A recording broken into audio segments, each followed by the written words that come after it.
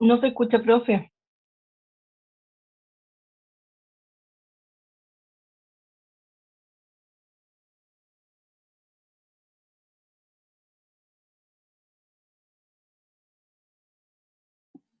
Es que estaba pidiendo el vasito de agua que se me había quedado abajo. Entonces mi hija cuando sube mete mucha bulla, así que por eso lo tenía en silencio. Estamos grabando ya. Miren, repito, hoy día vamos a ver entonces los modelos procesuales o procesales y que tienen que ver con niveles de información más bien que con eh, storage, ¿no? Con almacenamiento. Eh, ahí vamos a ver varios. Y los modelos más recientes que fueron los que tuvieron más aceptación en términos de evidencias experimentales y todo, también vamos a ver un par, ¿ya? La idea es que al final de esta clase fijemos la forma de evaluación, ¿ya?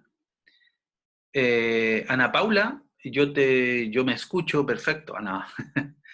Deberías escuchar, ¿ya? Deberías escuchar, sí. A lo mejor es el control.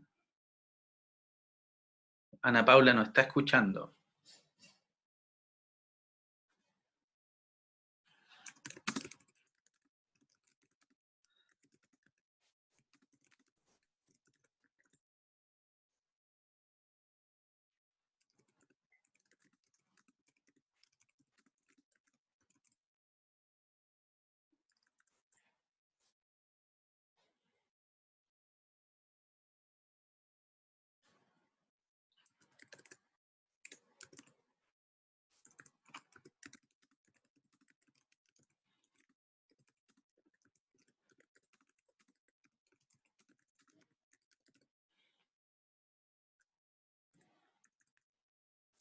Claro, efectivamente es frecuente que a veces uno entre, cuando viene uno a participar en una sesión, eh, llegas y entras y no activas, porque dice activar cámara y tienes que dar un link, activar audio, compartir audio con, dependiendo de la naturaleza de tu audio, y hay que poner de nuevo el aceptar, ¿no? Y a veces uno llega y pasa nomás y evidentemente no puedes ver o no puedes oír, ¿ya?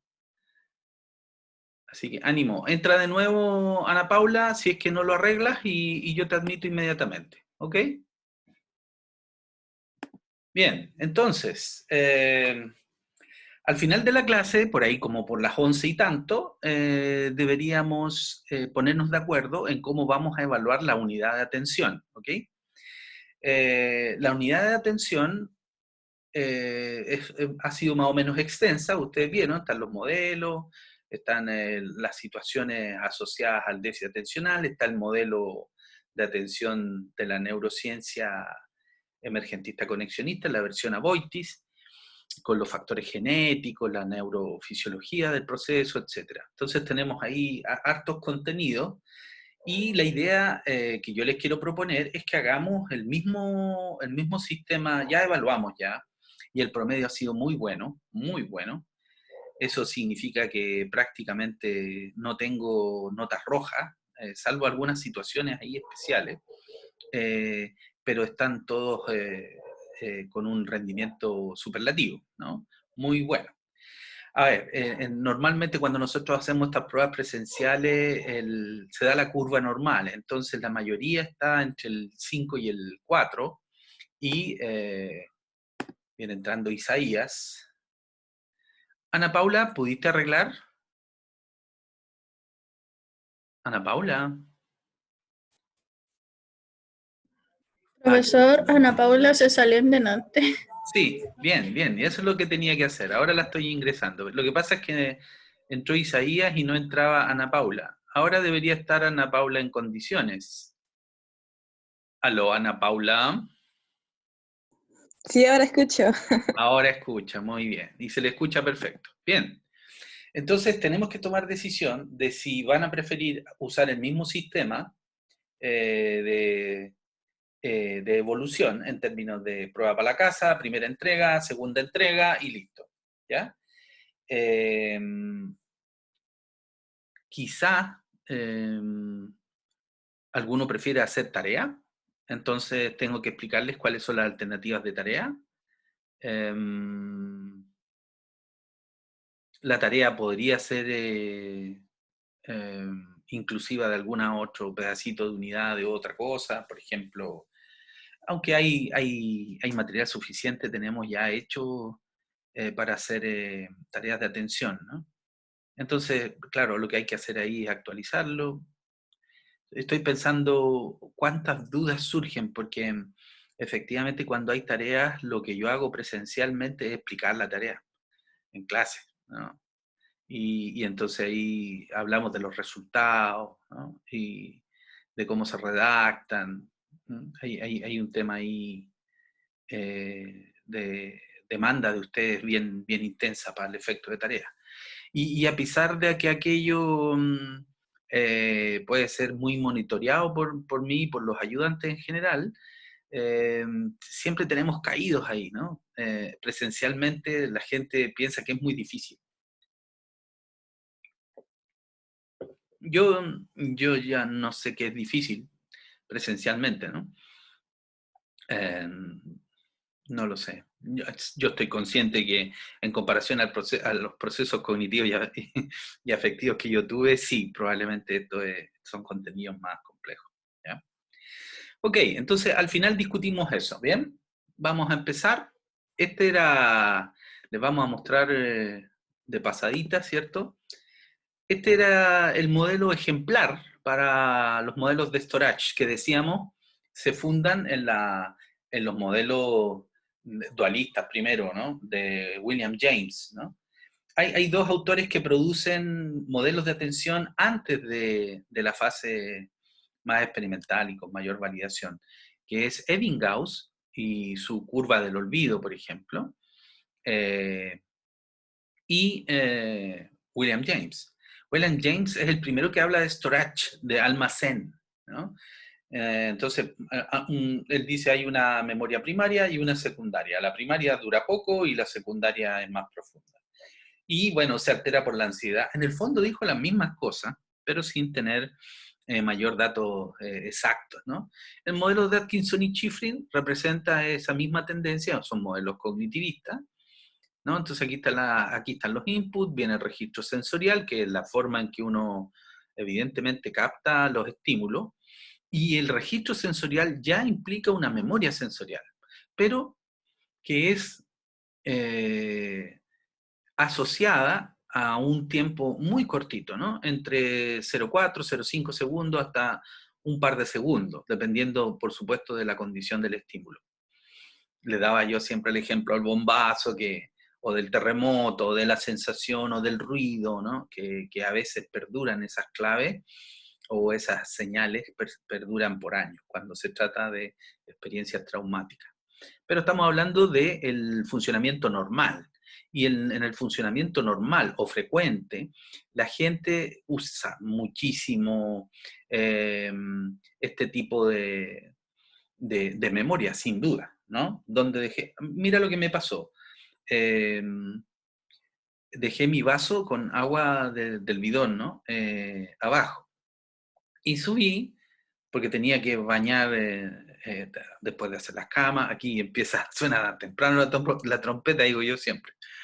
Especialmente los días lunes, porque mi señora hace clase a las 8, entonces yo levanto a los niños y me faltaba bañar al Simón. Y claro, entre venir a cerrar la tina, porque a él le gusta el baño de tina, efectivamente se me quedó el vaso abajo. ¿Cómo se llama eso? Olvido.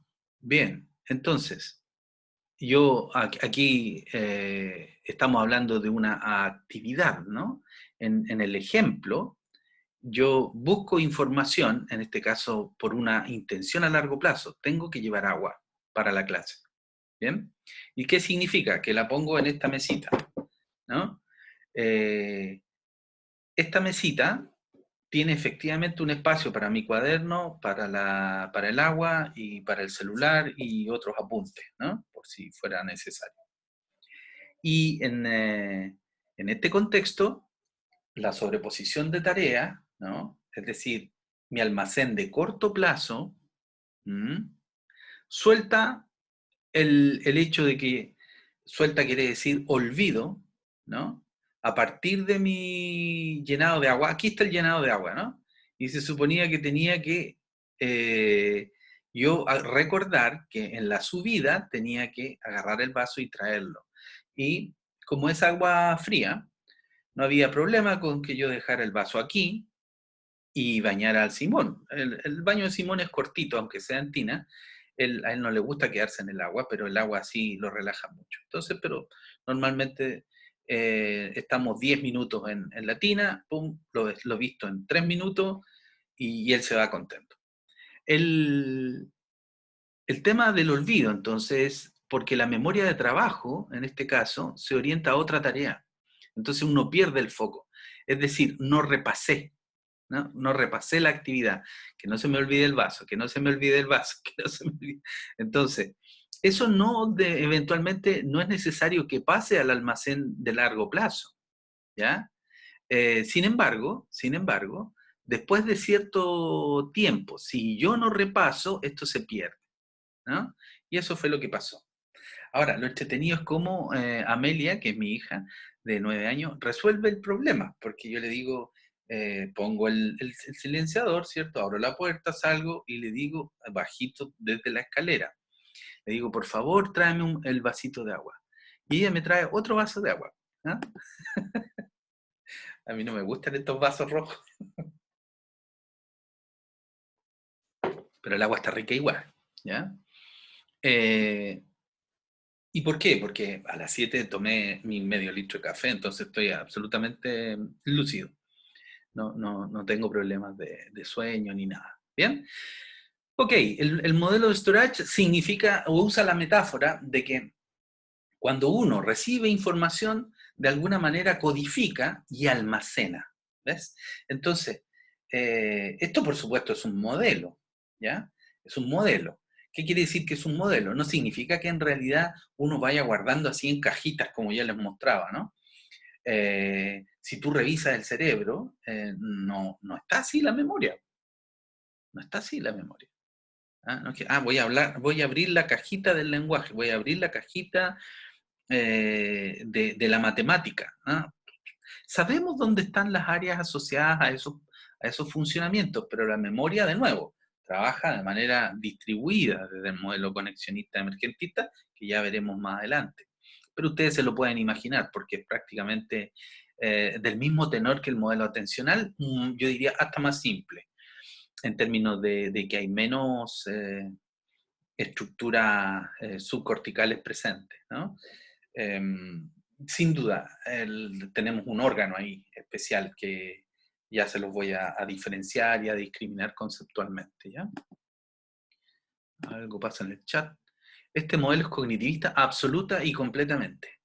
Este modelo es cognitivista. Todos los que vamos a ver hasta ahora son cognitivistas, ¿no? Lo que pasa es que los cognitivistas están por el modelo de almacén y lo que vamos a ver hoy día, los modelos procesuales. ¿Cuál es la gracia de los modelos procesuales? Que fueron una alternativa a los modelos estructurales. El anterior es un modelo estructural, ¿no?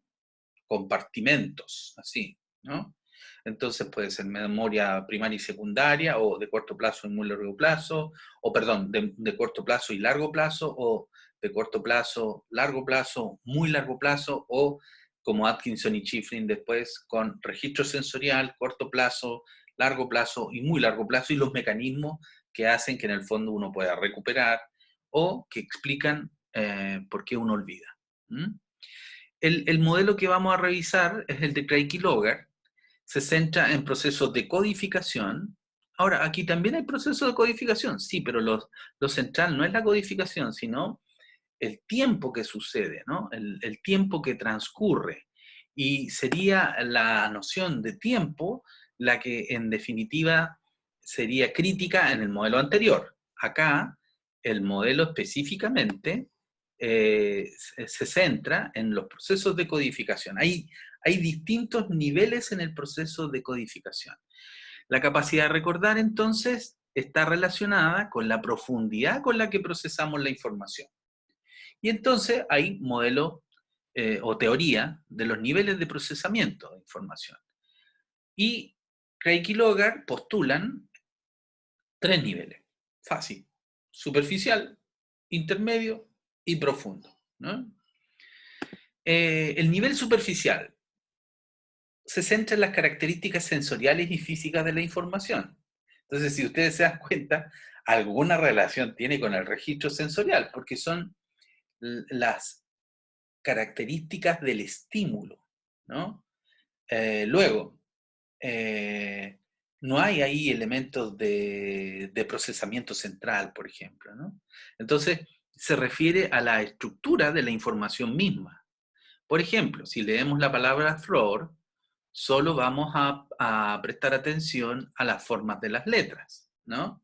Si leemos la palabra flor. Si vemos la palabra flor, aquí está, ¿no? No recuerdo si esto es japonés o chino, no, la verdad ya no me acuerdo de dónde saqué el ejemplo. Tiene más cara de japonés. ¿Ah? Voy a tirarme un engrupimiento. Ahora,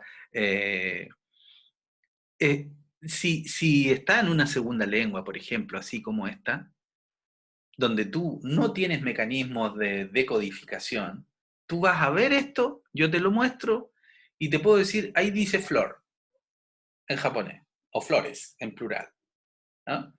Sí, pero anda a reconocerlo después. Es muy difícil que uno pueda, sin una estructura de procesamiento en esta lengua, poder discriminar a mayor profundidad, ¿no? Entonces, aquí el nivel superficial tiene que ver con que si conoces, si tienes asociaciones, si efectivamente tienes aprendizajes asociados a este tipo de estímulos.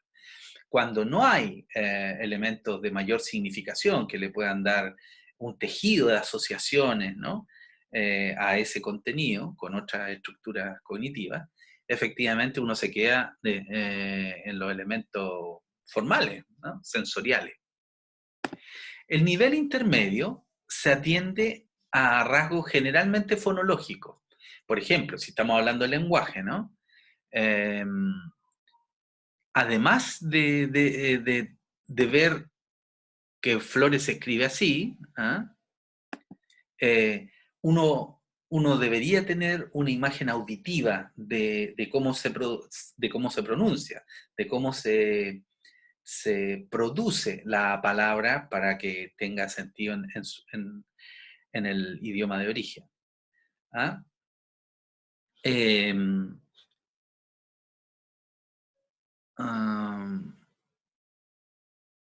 Estaba pensando en palabras de otro idioma, ¿no? Y claro, que ya están, por ejemplo, reconocidas dentro de la lengua española. Los ejemplos más clásicos, ¿cierto? En habla inglesa, por ejemplo. Taxi, bistec, ya son internacionales. ¿Eh? No lo eran en el siglo XIX. Bueno, de partida no habían taxi o los taxis no funcionaban con la palabra taxi, ¿no? Y hoy día eso es un código prácticamente internacional. Tú en cualquier lugar del planeta puedes pedir un taxi y la gente va a entender qué es lo que quiere, ¿no? El nivel intermedio, entonces, tiene que ver necesariamente o con aspectos fonológicos o con aspectos que de alguna manera se traducen en unidades significativas, ¿ya? Que tienen un significado. Bistec, taxi. Yo puedo decir, claro, ahora todos lo conocemos. Estoy dando ejemplos conocidos, reconocibles, ¿no? Almohada, almohada, almohada. Es la palabra original árabe, jarab, en lengua jarab. ¿Ah? Y efectivamente no... Es la almohada. ¿Ah? Álgebra, álgebra, algoritme, ¿no? Algoritmo. Se parecen, ¿no? Entonces uno puede efectivamente guardar ahí eh, alguna... Tengo algún ejemplo para eso que sería re importante compartir. Espérenme un poco. Hace un tiempo atrás estuve haciendo un curso de chino, ¿no? Ni chao, bukeji, ¿no? Diu bushi, mei quan shi, mei quan shi, no pasa nada, así como, no pasó nada. Sai xie, ¿no? Ni chao es hola, ¿no? ¿Cómo se dice cómo te llamas? ¿No? La forma está clarísima. Yo juro que está clarito, ¿eh? Esto es chino mandarín, ¿no?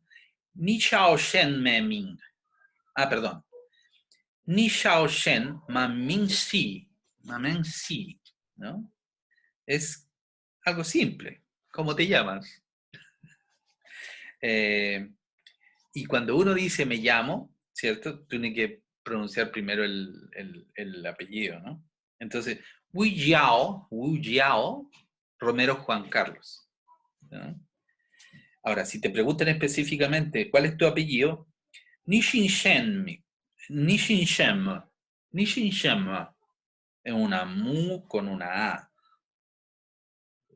O, ¿eh? Nishin Shem, ¿cuál es tu apellido? Ahora, mi apellido es Wu Xin Romero. Wu Xin Romero. Ahora, repítanme. Claro, la memoria, a lo mejor ustedes, por supuesto que yo sé que han visto películas chinas, ¿no? Y Chichien, por ejemplo, gracias, así como, no sé, Gesundheit, o Dankeschön, ¿no? Son palabras que uno puede derivar del cine. Yo tengo pésima memoria para los idiomas, me cuesta mucho, ¿no? Min-su, nombre, ¿no? Mira, señora se dice nushi y señor xiangshou, xiangshen. Difícil, ¿no? Y yo pienso que la fonética es mucho más simple que la imagen, ¿eh? Por ejemplo, así se escribe nombre, ¿no? No es fácil, ¿no? Con un cuadradito y como un 7. ¿Ya? Entonces, claro, ¿qué significa? Que voy buscando relaciones con la lengua materna, ¿no? Y entonces el nivel que uno tiene al principio, por supuesto, de una lengua que no conoce, en el ruso es más simpático porque las letras son súper distintas, pero tienen una correspondencia a las vocales, a las consonantes, definitivamente, ¿no? Derivado como transformación del griego, ¿no? Entonces tenemos como las mismas bases y suenan a veces muy similar, ¿no? Aunque uno dice, cuando hablan en ruso no se entiende nada. ¿Mm?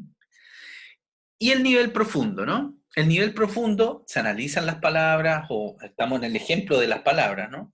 Tú puedes hacer un uso, una codificación formal de la palabra, dado que no hay significado, o atender a eso y a las distinciones fonológicas que las palabras tienen, o ir ya al análisis en función del significado. Y así se puede derivar, entonces dice acá, asociaciones entre ese significado y otros previamente almacenados. Por ejemplo, si yo aprendo perro, normalmente aprendo gato, aprendo paloma, aprendo mono, no sé. Hay una secuencia por ejemplo, de animales domésticos. Si yo voy a usar un nivel de clasificación, así como animales domésticos, entonces tendré que pensar. El otro día mi hijo me preguntó, papá, ¿y qué son los animales domésticos?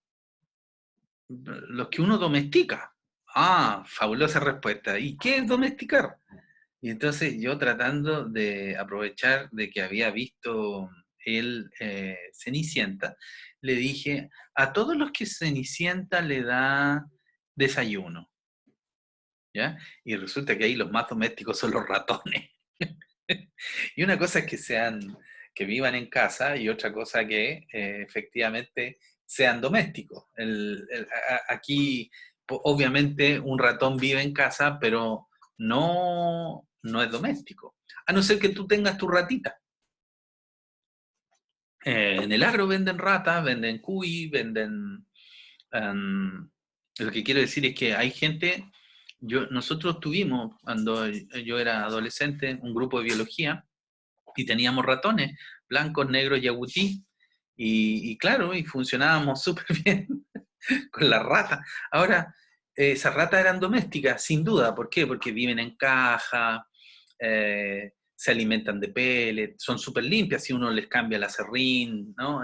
Y hace toda eh, la actividad asociada a domesticar, ¿no? Que es hacerse cargo de la alimentación y de la limpieza básicamente, ¿no?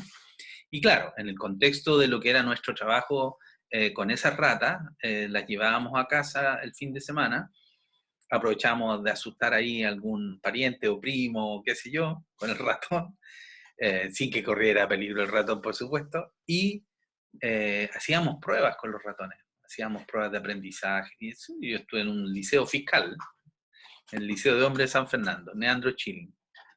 Lo importante no es dónde procesamos la información según este modelo, sino la cantidad de procesamiento de información que la información recibe.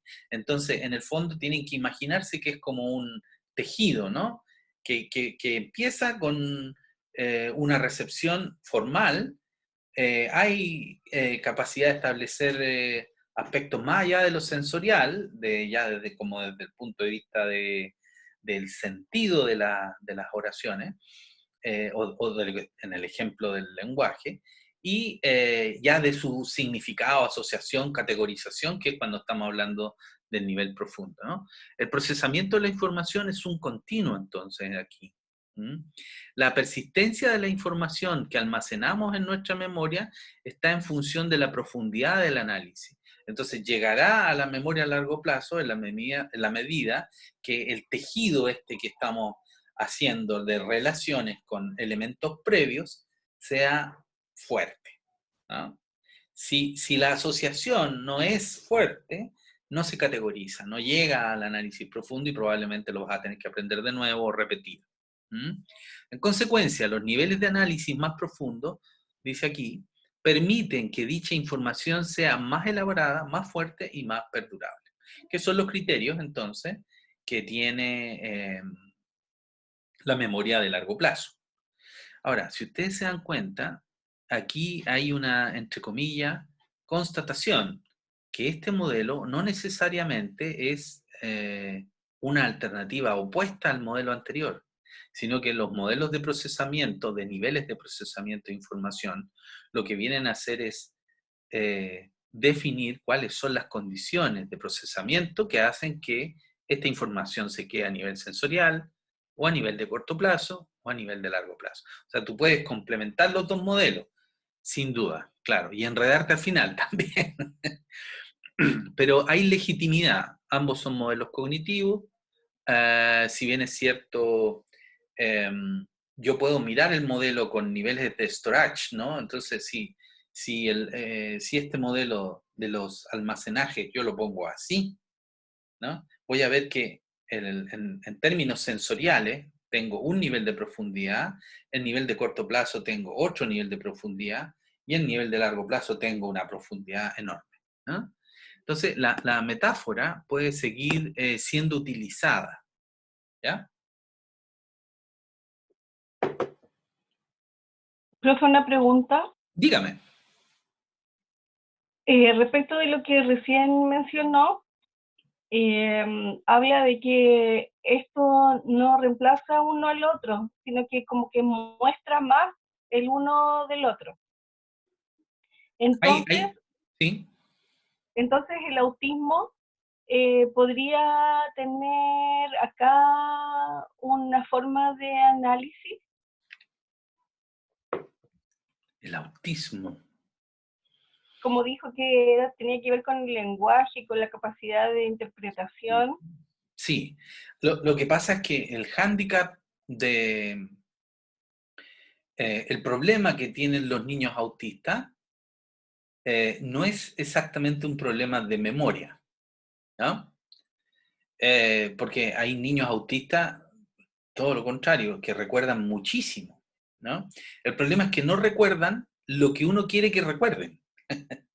Entonces, el problema básico y esencial es un problema de coordinación, de qué cosas voy a recordar, ¿no?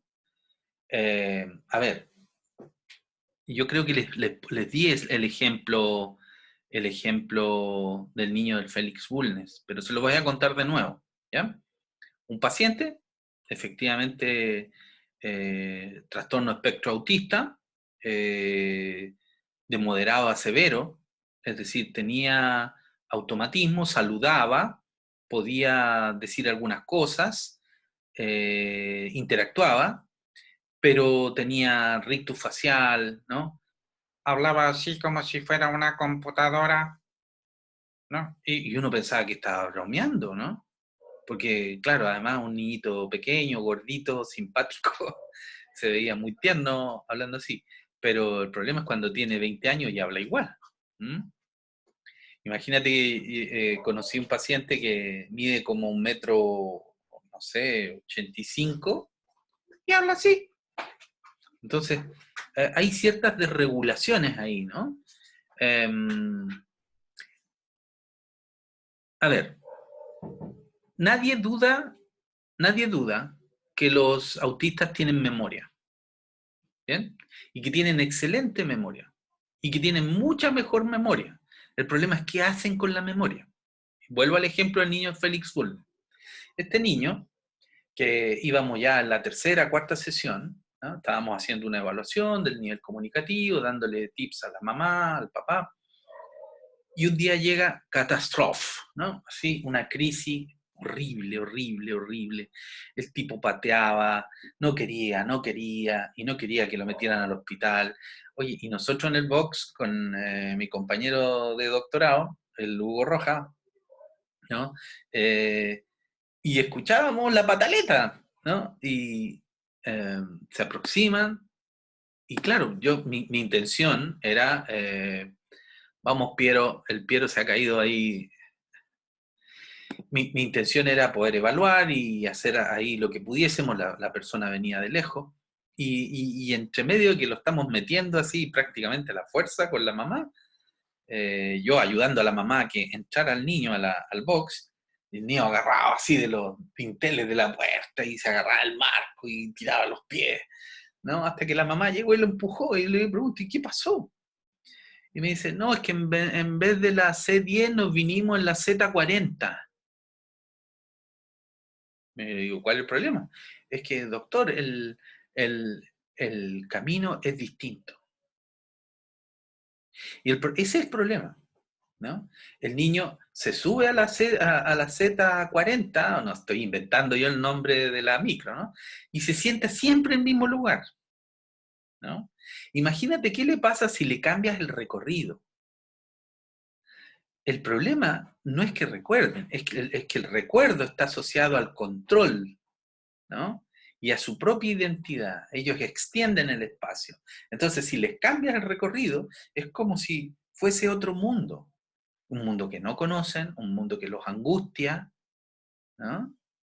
Claro, para uno cambió el recorrido y vamos a llegar igual. No, pero para ellos es intolerable. No es que sean obsesivos. No, no, no. La condición es mucho más básica. Es que si nos vamos por otro lado, yo me diluyo, ¿no? Entonces, claro, lo que te quiero decir es que el problema del autismo no se resuelve por el lado de la memoria, ¿no?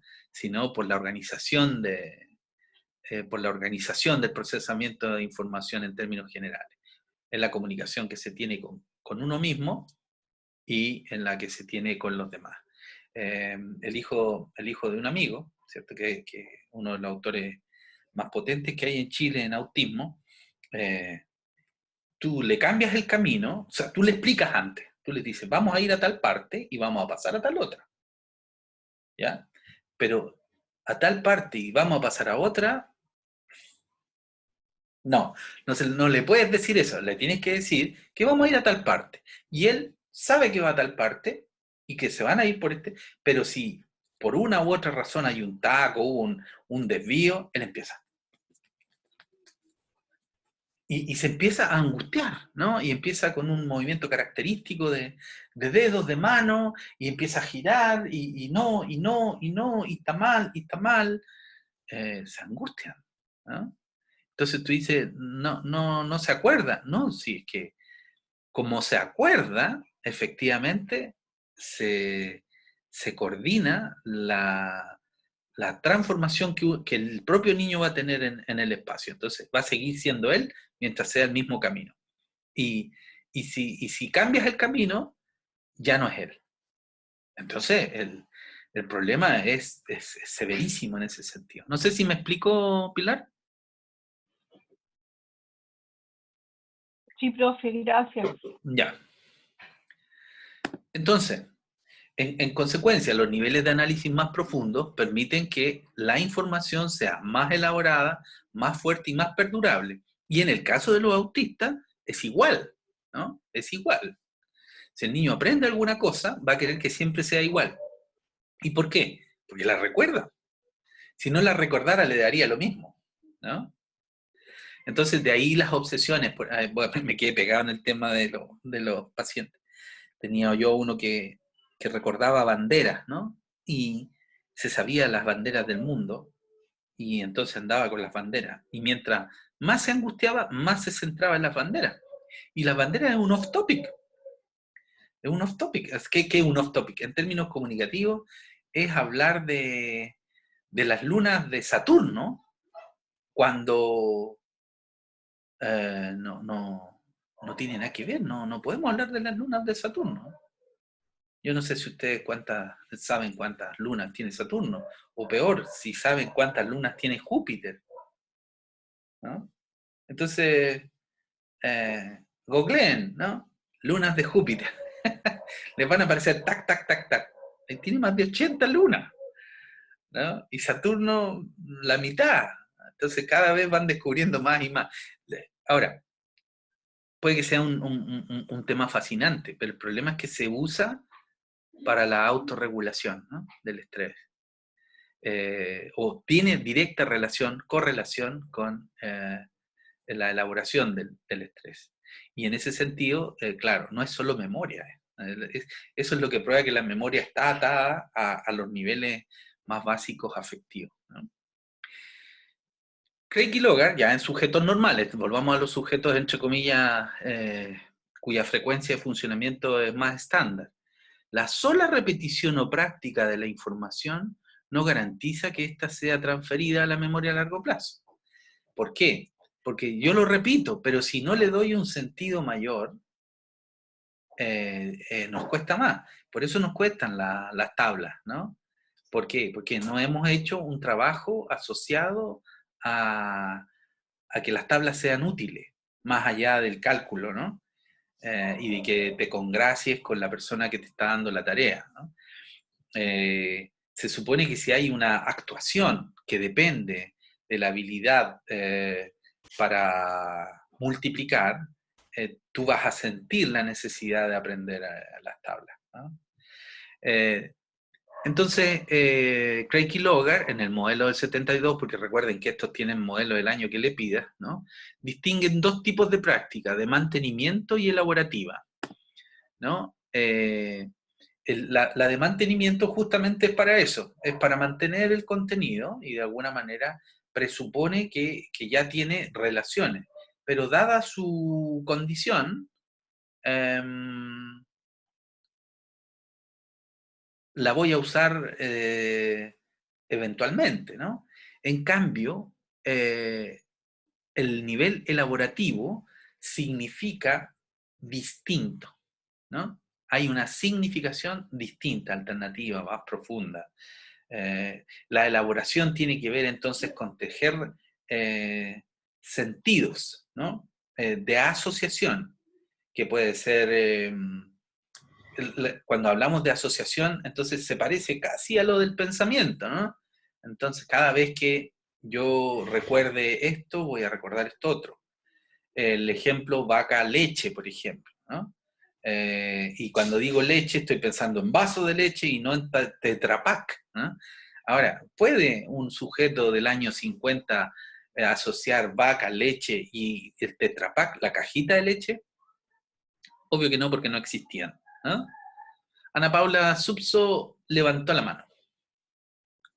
Profesor, entonces, según la práctica elaborativa, mientras más asociación tenga la palabra con un sentido, más fuerte va a estar en mi memoria. Claro, y en este caso no es solo la palabra, cualquier estímulo que tú estés tratando de procesar memorísticamente, ¿no? Yo daba el ejemplo de las tablas.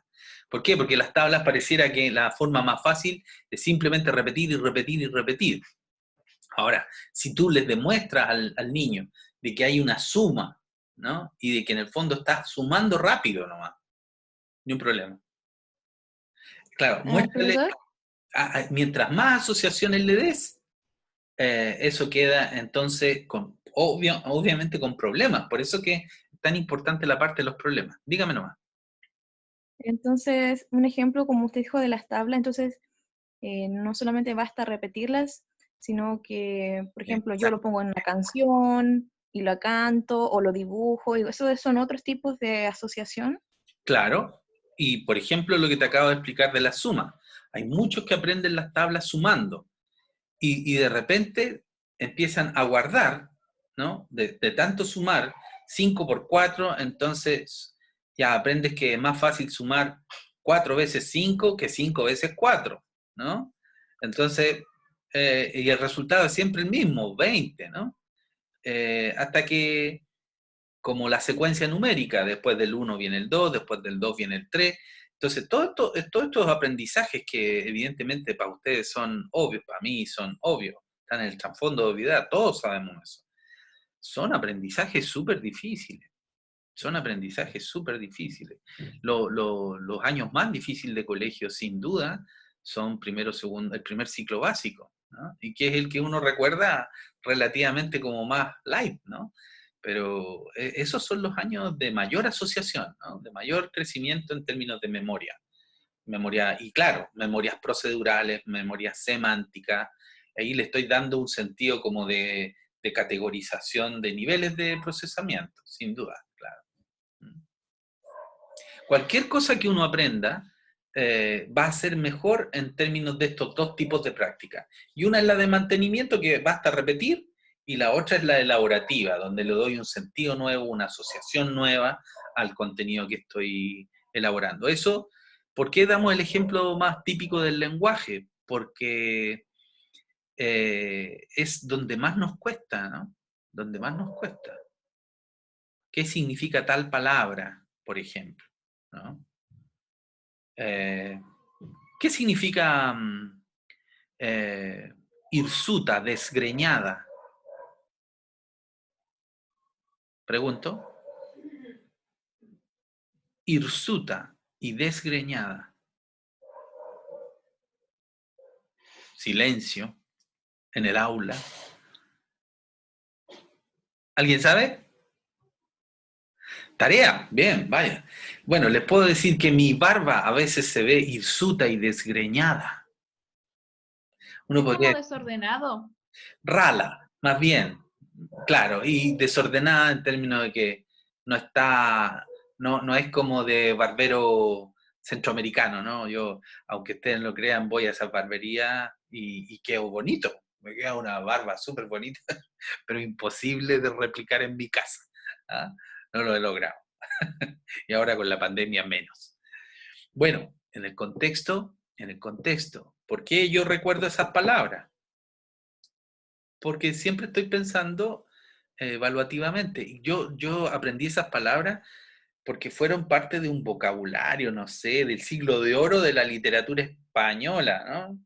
Lope de Vega, el arcipreste de Ita, ¿no? Eh, Garcilaso de la Vega, ¿no? Entonces, claro, aparecían estos, bueno, el mismo SID, el mío SID, aparecían esas palabras y las tuve que buscar en el diccionario en Milarus, porque hace tiempo no había computación, ¿cierto? Y pum, desgreñada, hirsuta, ¿no? Etcétera. Entonces, mientras más relaciones haya, mejor, mejor, ¿no? Años más tarde, Craig y Lockhart dejaron en claro que el enfoque de los niveles de procesamiento no negaba la distinción entre memoria sensorial, memoria a corto plazo y memoria a largo plazo, que es lo que les acababa yo de adelantar. Modelos recientes de memoria. Miren, los recientes. En esta parte lo que queremos mostrar es que la tendencia de los modelos recientes es que buscan integrar los modelos estructurales con los procesuales. Perdón. Por ende, o de hecho, en estos modelos se siguen distinguiendo la estructura y los almacenes. ¿Bien?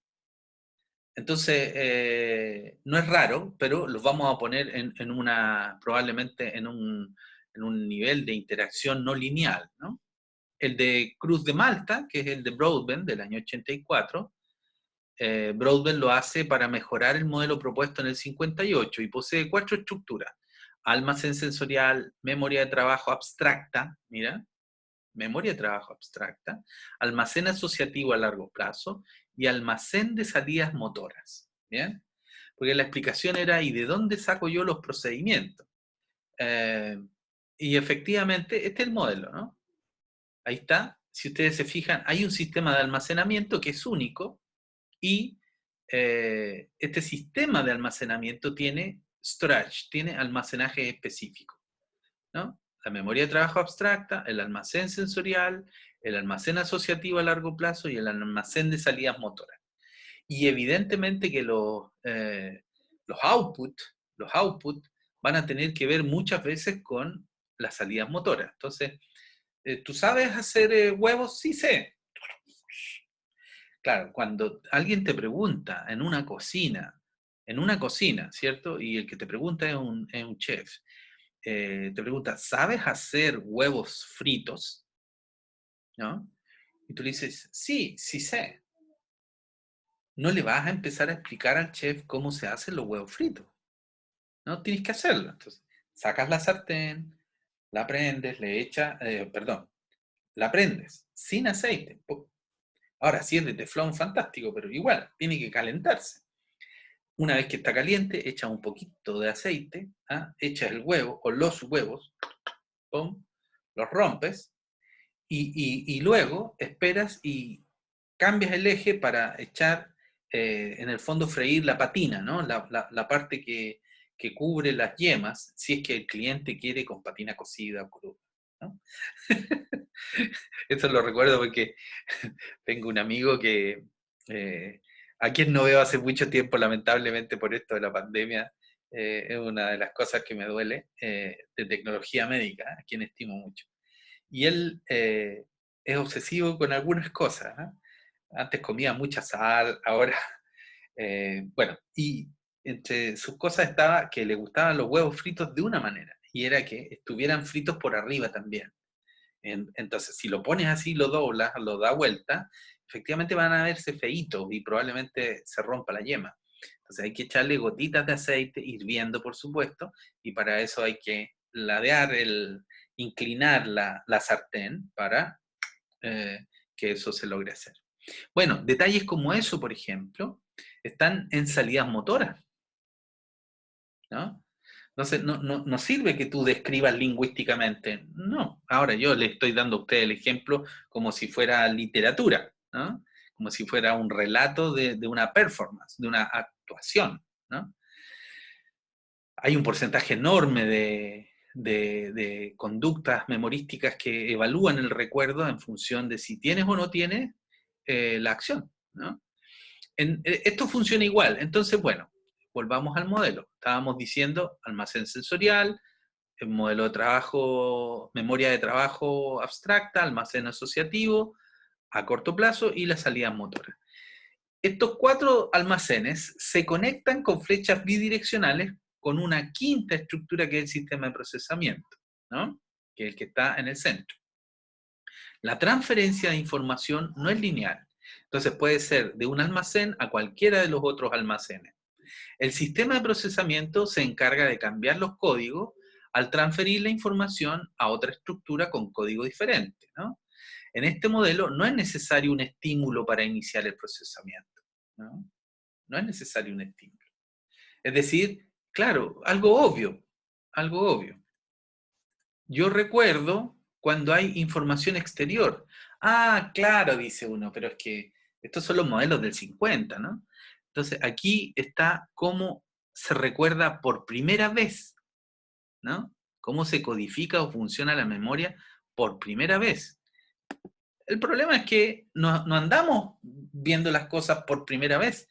Lo frecuente y muy normal es que vivimos en un mundo tejido de memoria, ¿no? Está todo ya, yo sé cómo usar esa máquina, sé cómo usar eso, sé cómo hacer la cama, sé cómo barrer, sé cómo limpiar el baño o bañar a Simón. Entonces, nadie me tiene que decir, ¿recuerdas cómo se baña Simón? Entonces báñalo, por favor. No. Está en el trasfondo de obviedad, ¿no? Eso es interesante. ¿Qué significa? Que probablemente no, para recordar, solo tengo que recuperar. Y por eso que es útil este modelo, ¿no? El sistema de almacenamiento, en el fondo, o sistema de procesamiento de información asociado al almacenamiento, es el que administra qué es lo que necesito. ¿Y dónde está el input? Bueno, debería venir por el almacén sensorial. ¿Ah? Pero, por ejemplo, si yo quiero saber, a ver, si este queso Roquefort, ¿no? está bueno o no, ¿no? La mayoría de las personas que no conocen el queso Roquefort lo van a oler, o sea, primero lo van a ver, van a decir, ese queso no está bueno, porque mira, tiene esas cosas. ¿Ah? Y claro, cuando decimos tiene esas cosas, es un tipo de queso al que se le inyectan sustancias, ¿no? Normalmente bacterianas, que a su vez descomponen la leche y le dan otro sabor del queso, ¿no? Y entonces no es raro que hayan gusanitos, por ejemplo, ¿ah? Pero que son del mismo metabolismo. Y cuando digo gusanito, estoy hablando de gusanito, gusanote. Ahora, claro, no es normal que uno diga, suelta el queso, como en un chiste, ¿no? De un gallego que pedía cada vez más queso y más queso, con que estuviera más maduro, más maduro. No, si yo tengo uno madurísimo, Paco, suelta el queso. Y vienen, se lo traen los gusanos, ¿no? El queso Roquefort tradicionalmente huele a pata, ¿no? Ahora usted me dirá, ¿y cuál es el olor a pata? Bueno, ahí está. Hay un sistema de almacenamiento que no es memoria de trabajo abstracto, que no tiene un almacén asociativo, o sea, hay un almacén. Se supone que la información sensorial está guardada acá, ¿no? Entonces, claro, si yo tengo el olor a pata, pero fíjate, el Simón es mi ejemplo más fresco, no sabe lo que es el olor a pata, no sabe. ¿Mm? Pero sí sabe lo que es el olor a queso. No fue una pregunta. Sí. ¿En qué memoria están los sistemas básicos de la vida? ¿A qué se refiere con sistemas básicos de la vida? Por ejemplo, respirar, los funcionamientos de todos los órganos. ¿En qué memoria están eso? No están en memoria. Claro, buena tu observación, porque esas no son actuaciones. No son actuaciones. Recuerda que actuación se define aquí como algo que el organismo hace como totalidad, ¿no? Entonces, una actuación es un comportamiento intencionado, y esa intención depende de un procesador central, que en este sentido es el cerebro, ¿no? Y es nuestra capacidad cerebral o de pensamiento, si tú quieres, el que va a discriminar la intención y los medios para lograr el fin, ¿ya? En el caso, por ejemplo, de todo el proceso metabólico básico, efectivamente eso es automático. Nadie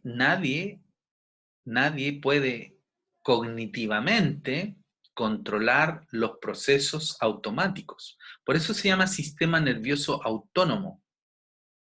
No nos pide permiso a la conciencia y de hecho incluso podemos no tener conciencia y podemos estar en coma y vamos a seguir respirando, nuestro corazón va a seguir latiendo, los riñones siguen metabolizando y purificando la sangre, el hígado sigue metabolizando alimentos, el páncreas lo mismo, hay un sistema digestivo que sigue operando, etcétera, etcétera.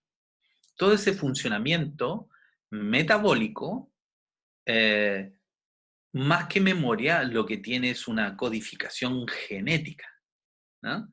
Y que nos asimila con mayor o menor cercanía a la constitución de máquinas complejas. En términos biológicos, nosotros funcionamos como máquinas complejas, ¿no? Entonces usted no piensa, claro, a lo mejor tú dices, oh, no he dormido, tengo sueño, pero nadie tiene eso después de 3 días, ¿no? Los sistemas autónomos, ¿qué quiere decir? Que aunque tú quieras hacer cosas, te vas a quedar dormido tarde o temprano. Se nos imponen, ¿no? El hambre se nos impone, la fatiga se nos impone, no es una decisión.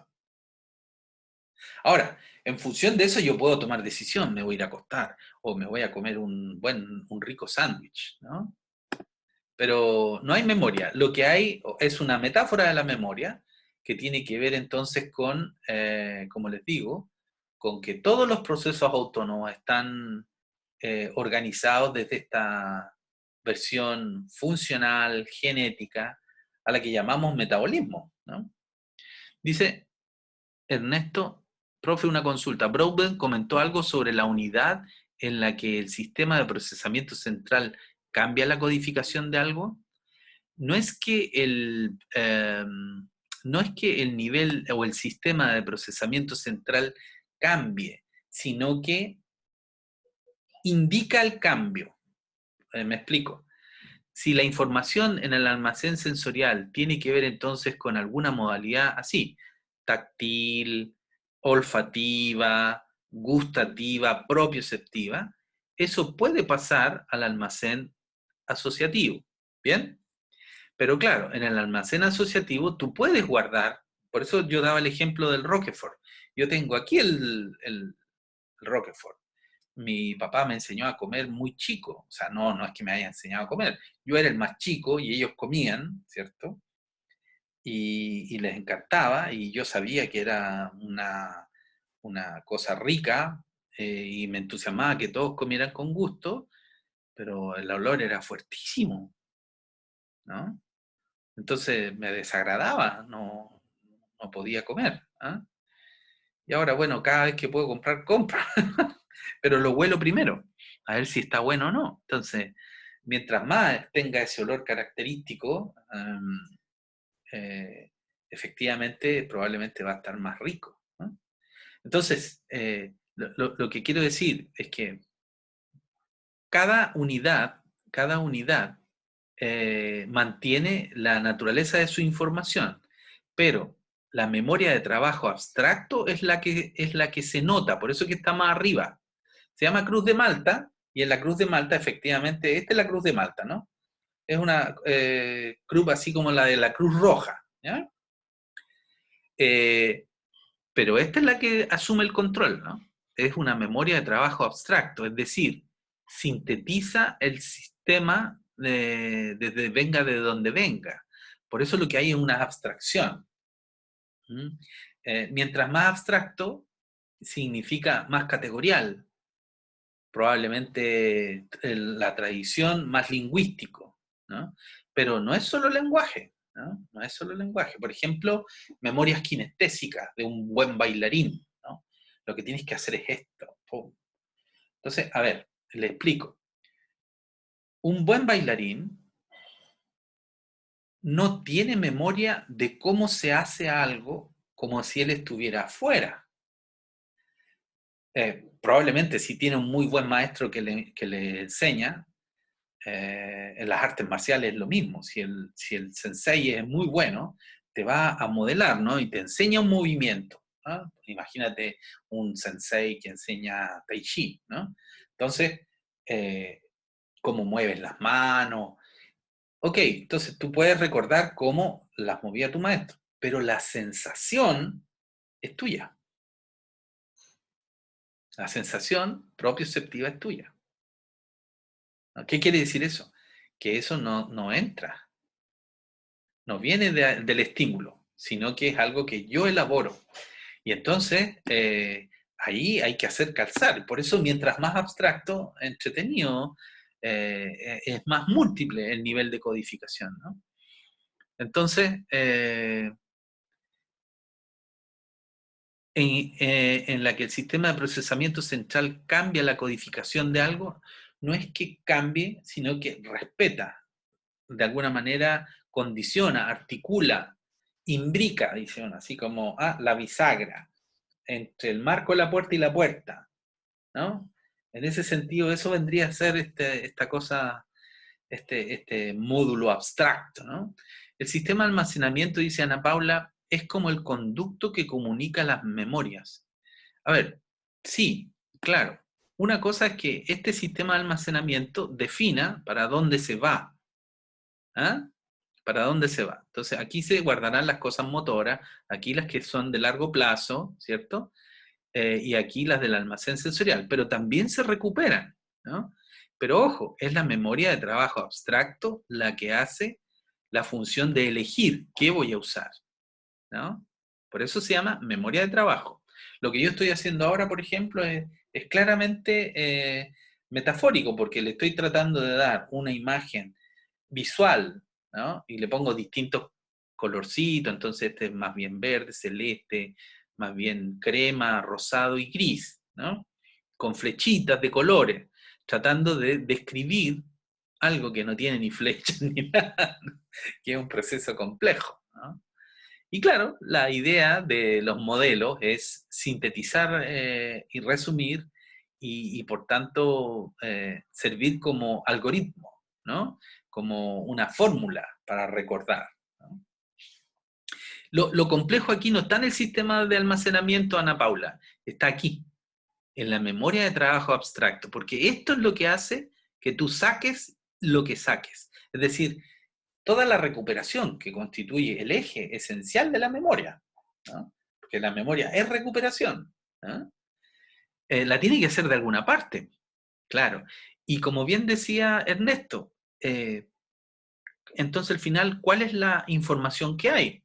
Bien, ok, se respeta que haya elementos sensoriales. Ahora, ¿cómo le voy a yo decir a usted en palabras? Fíjese bien, mire que soy eh, contradictorio, paradojar. ¿Cómo le voy a decir en palabras qué es un olor?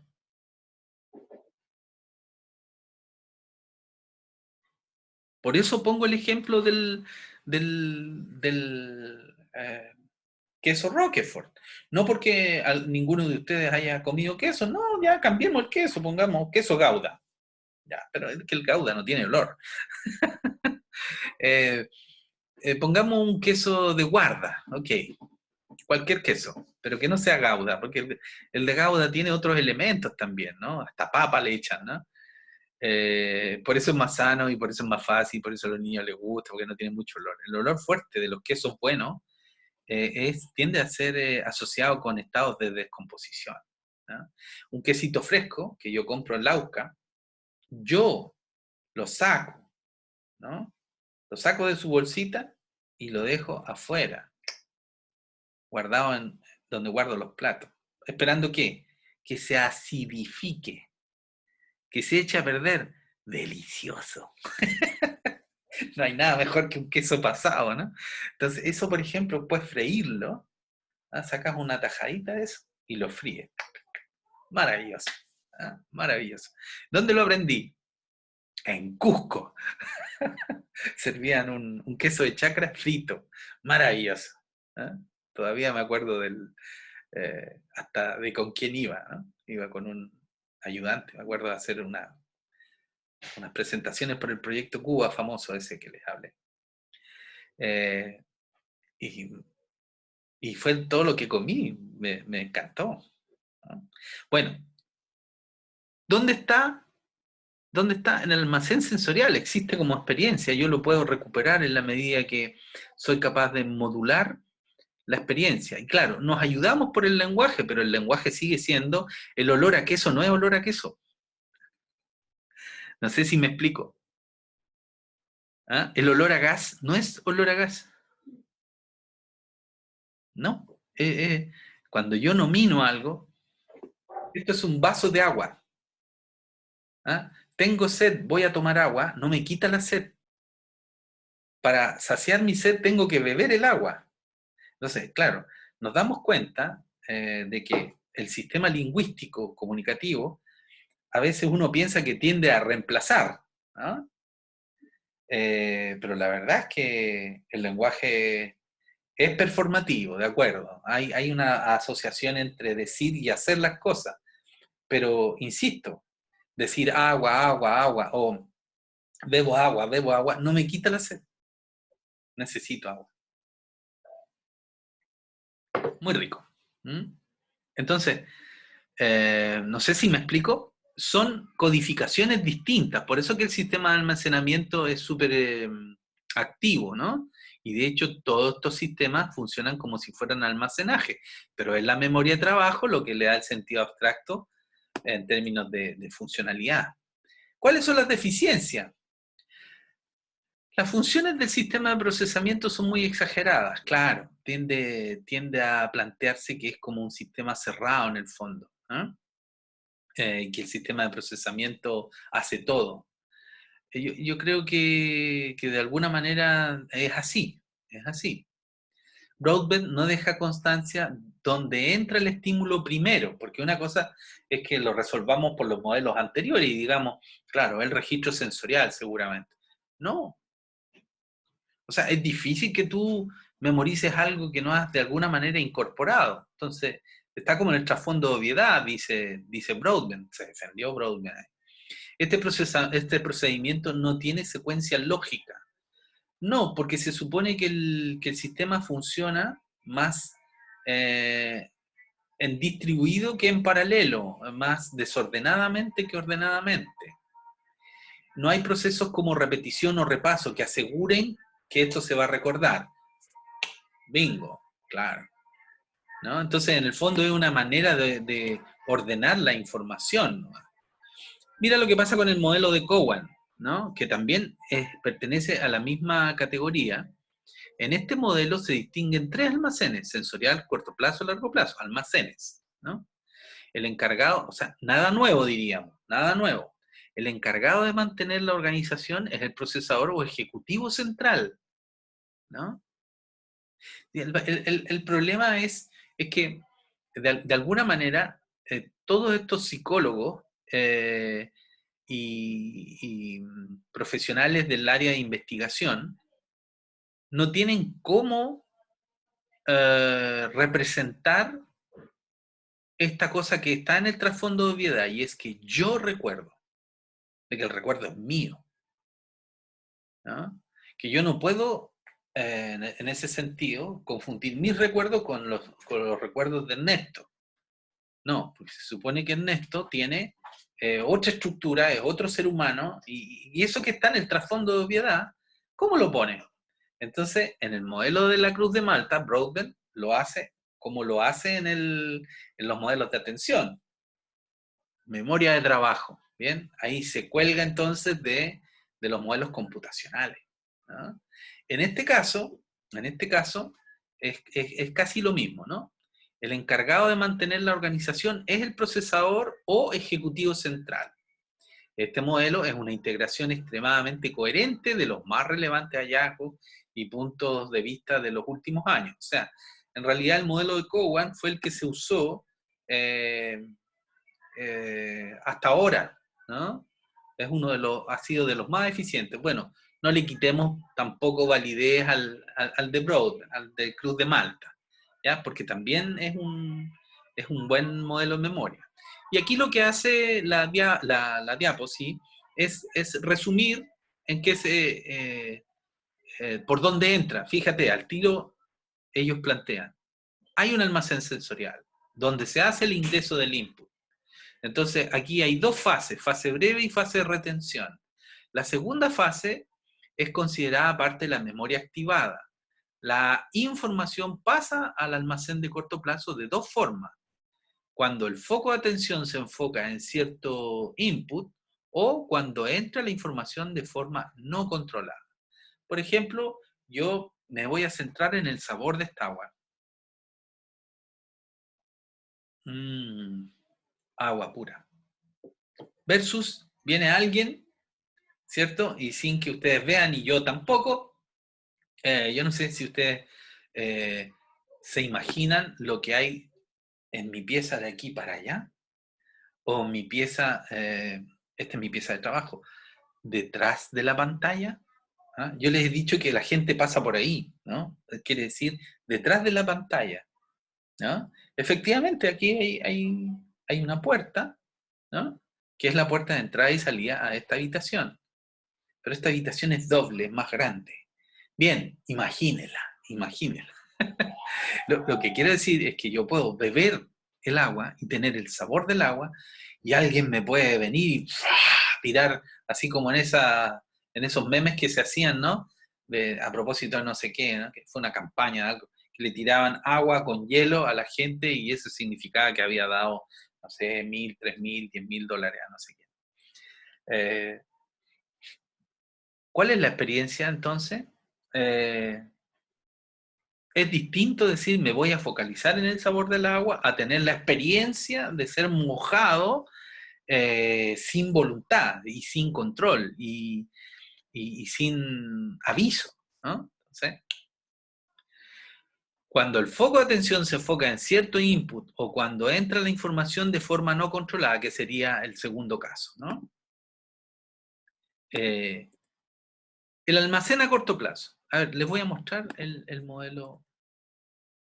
Este es. ¿Ves?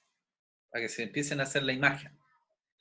Entonces tenemos un ejecutivo central y la función de este ejecutivo central, de nuevo, hay aquí una asociación con la inteligencia artificial, claro. Dirige la atención y controla el procesamiento voluntario, ¿no? Entonces ahí está el foco de atención. Esto está dentro de la memoria activada, fíjate, memoria activada, que por definición podría ser una memoria activada asociada al almacén de corto plazo, ¿ya? Y el almacén de corto plazo está incluido como una subespecificación del almacén a largo plazo, ¿bien? Entonces, los estímulos entran, como les decía, por el almacén sensorial o el registro sensorial, que es breve y que puede ser almacenado en la memoria a corto plazo o efectivamente focalizado desde el punto de vista de nuestra atención. El ejecutivo central, entonces, de acuerdo a ese estímulo, verá, discriminará si tengo que ejecutar una acción automática, ¿ya? Claro, pero estas son acciones, recuerda Pilar, ¿no? Aquí no estamos hablando de metabolismo básico, ¿ya? No estamos hablando de conductas reflejas, no, estos son acciones. Es decir, tiene que haber habido alguna vez un componente intencional, y eso es lo que diferencia entonces una acción de un evento, ¿no? El evento no tiene intención. Esa es una definición pragmática que vamos a volver a repetir cuando veamos la naturaleza del lenguaje. El procesador central, entonces, no tiene que ver con la acción automática. ¿Por qué? Porque es automática. Entonces, el output, este es el input, ¿no? El output va a ser o automático, y si es automático significa que está en el almacén a largo plazo, porque alguna vez se aprendió y se automatizó. O es una acción controlada, Es decir, controlada significa que pasa por la memoria activada, que puede ser, ojo, de corto plazo o de largo plazo, y entonces se ejecuta, ¿no? Este modelo es muy bonito, yo lo encuentro súper lindo y yo me lo imagino como tortas así, ¿no? Entonces está la memoria a largo plazo como una gran flor verde y arriba un sector circular de esto, o sea, una parte mucho menor que es el almacén a corto plazo, pero que es la memoria activada. De ahí vamos a activar lo que vamos a necesitar y dentro de eso está el foco de atención, ¿no? Ahora, el foco de atención, en este caso, si la conducta sale por aquí, esto se va a correr hacia acá, ¿no? No es otra cosa, sino que cuando te dicen, ¿cuál es el nombre de tu root? Tu foco atencional busca, sin que tú sepas cómo. Tú sabes que eso lo tienes en la memoria a largo plazo, ¿no? Entonces, tu memoria activada ¡puc!, va a desencadenar la respuesta y la búsqueda. El root, sí, mi root. Mi root es re complicado, me demoré como 20 años en aprenderme. 8491-941-1. ¿No? Es especial para disléxicos y yo tengo una serie de mnemotecnias para no equivocarme en el root. Y desde 50 y tantos años repitiendo el root, a mí me sacaron root chiquitito, ¿no? Todos los hermanos tenemos, los 5 hermanos tenemos 8.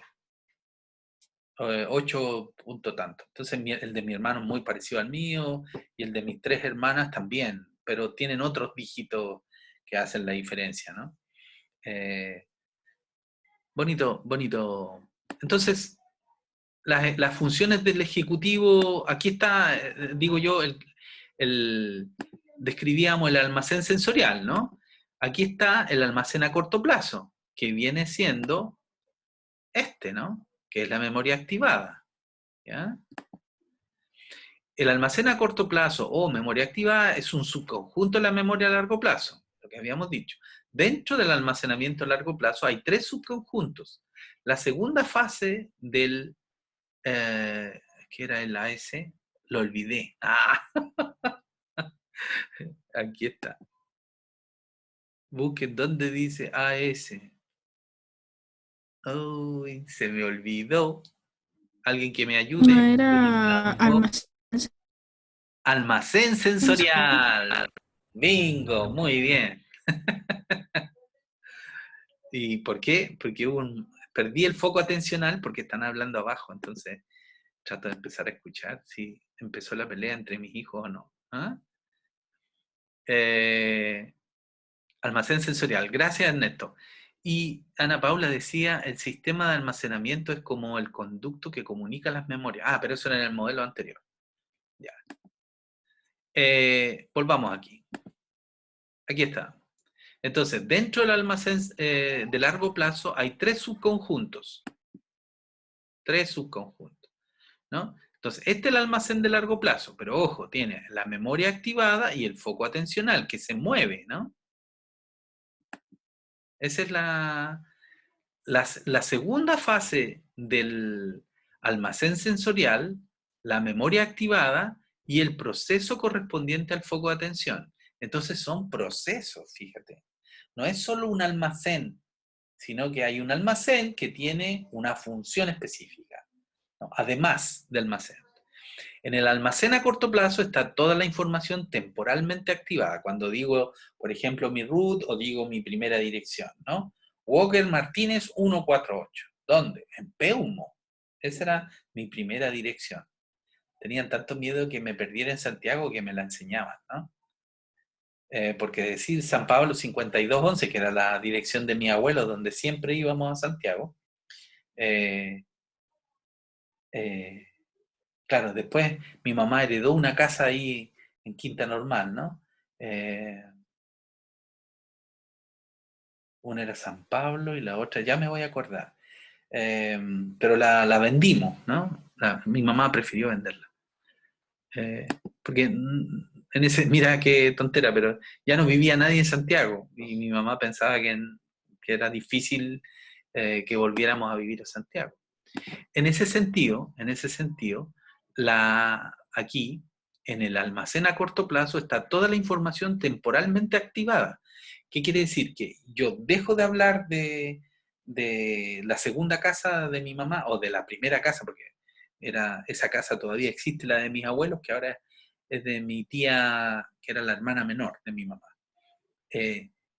Todavía existe, pero la otra ya no existe, ¿no? O sea, no existe como casa nuestra, porque ya no es nuestra. Y estoy tratando de acordarme si la calle era San Pablo, la otra era... todavía no me voy a acordar, pero luego me va a salir. La información entra en la conciencia solo si los procesos atencionales se focalizan en dicha información. Y bueno, ¿qué significa? Que muchas veces el foco de atención, como en el ejemplo que he dado de la segunda casa, está, pero tengo que buscarla, tengo que buscar asociaciones que hagan emerger el contenido, porque eso yo estoy seguro está en el almacén de largo plazo. ¿Y por qué? ¿Por qué estoy tan seguro? Porque yo fui uno de los gestores de la venta de esa casa y tuve que ir era una casa bastante grande, antigua sí, pero grande. ¿Qué quiere decir grande? Funcionaba un colegio ahí. Y claro, estaba bien a mal traer como la mayoría de los colegios. Dicen que bueno, un año de colegio es como terremoto, grado, no sé cuánto. Y sí, yo lo constaté. Las puertas en mal estado, problemas en el piso, ni hablar de la pintura y todas esas cosas, ¿no? A pesar de que era una estructura sólida, había que hacerla de nuevo prácticamente. ¿Ah? Y tenía problemas en el techo también. Bueno, en el contexto es el foco atencional el que busca, ¿no? Desde la memoria activada. ¿Y esto qué significa? Que no se activa solo el foco de atención, ¿no? Porque uno dice, ¿por qué está la memoria activada? Porque hay un almacén a largo plazo que no está activado. Cuando yo empiezo a usar el ejemplo de las casas de mi madre, sé que eso está, ¿no? Y lo que tengo que hacer es buscar las imágenes. Y me encanta buscar esas imágenes. ¿Por qué? Porque las viví hace 30 años, más de 30 años, hace 36 años. ¿Ah? Claro. Yo me casé tempranamente, me casé a los 21, tuve mi primera hija a los 22, porque claro, ya a los 21 estaba trabajando. Bueno, entré con 17, entonces ya estaba en la práctica y era pagada. Entonces pude casarme. Había plata, digamos. El almacén a corto plazo, entonces es mucho más que un almacén a corto plazo. Miren el ejecutivo central, ¿no? Este es el ejecutivo central, ¿no?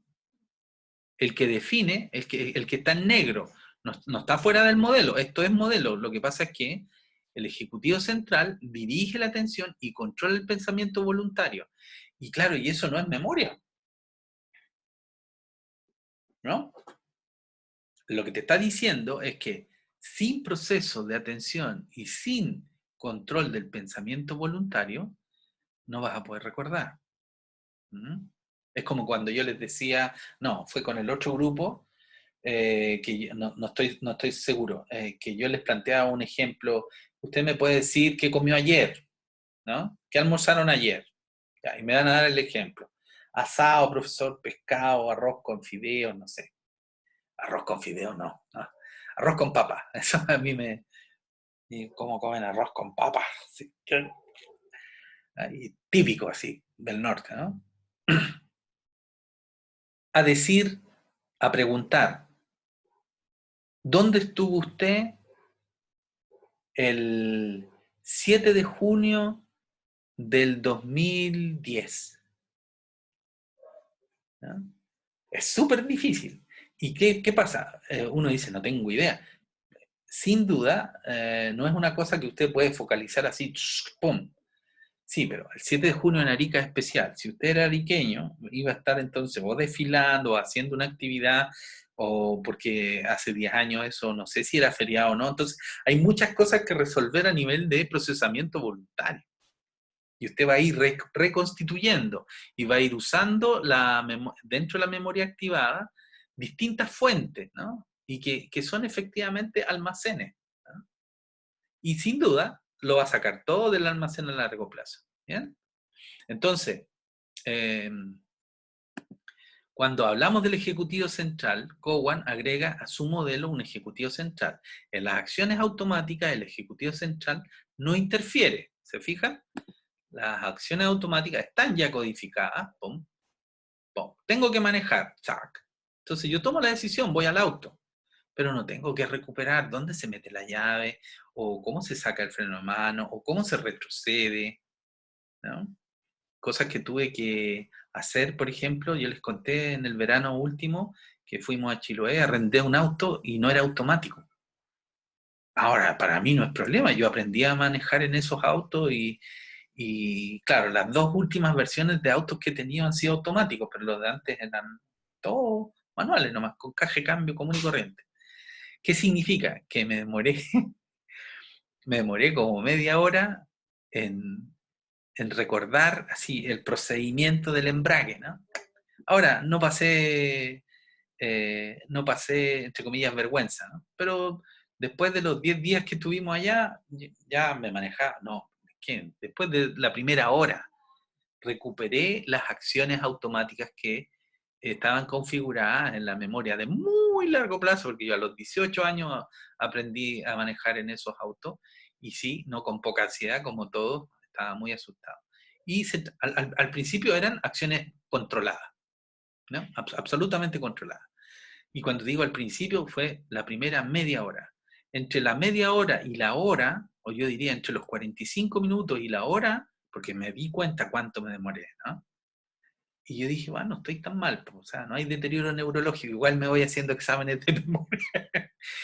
¿Por qué? Porque se automatizó ligerito, ¿no? Y sí, tengo que decir que al otro día tenía que recordar de que tenía que empezar en primera y que la reversa era hundiendo la palanca, porque tampoco estaba indicada ahí, pero no tenía nada que ver con el movimiento real, ¿no? Yo decía, hay que hundir, y la verdad es que ni siquiera había que hundir, había que... La palanca, en cambio, tenía una especie de cosita redonda que se tiraba hacia arriba, ¿no? Y tú hacías el movimiento. Y en el fondo es común, al parecer, ese tipo de... era un auto chino. ¿Mm? Y ese sistema lo tenían autos antiguos, ¿no? Bueno, cuento corto. O que yo manejé.